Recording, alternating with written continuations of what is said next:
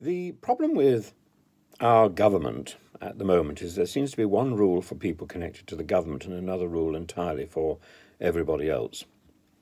And while those rules may be followed, in other words, while nothing may be against the rules, while nothing may be illegal, the tone is so questionable and it just looks shoddy and bad and uncomfortable.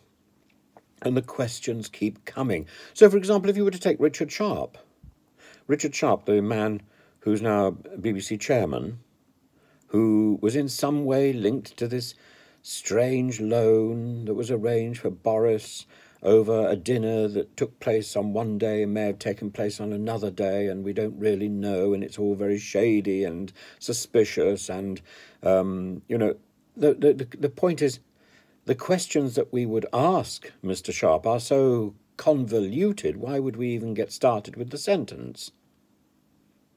But let me suggest two other problems, both of which I'm sure are perfectly explainable, but again, so convoluted. When Mr. Sharp was working with was on the FPC, the Financial Policy Committee with the Bank of England, he was also chairman of a Special Situations Fund. That's a fund that helps businesses secure financing when they've been rejected by traditional sources of finance. Isn't there a conflict of interest? Well, of course, it was fully declared, and of course it's quite sound. Nothing wrong there. But then we learn he was also a shareholder of a healthcare company that secured a lucrative COVID contract while he was also working in Number 10.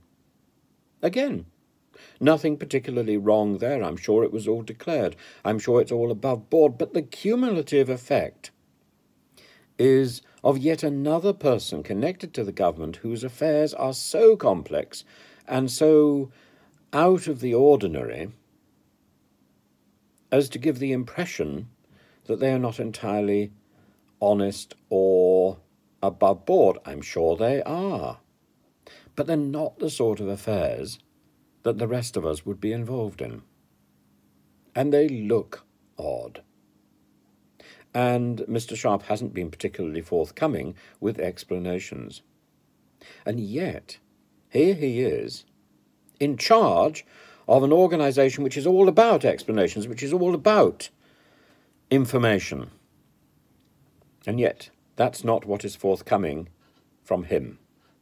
How can we have the BBC run by somebody who doesn't explain things? Surely that's what the BBC is there for, to explain things.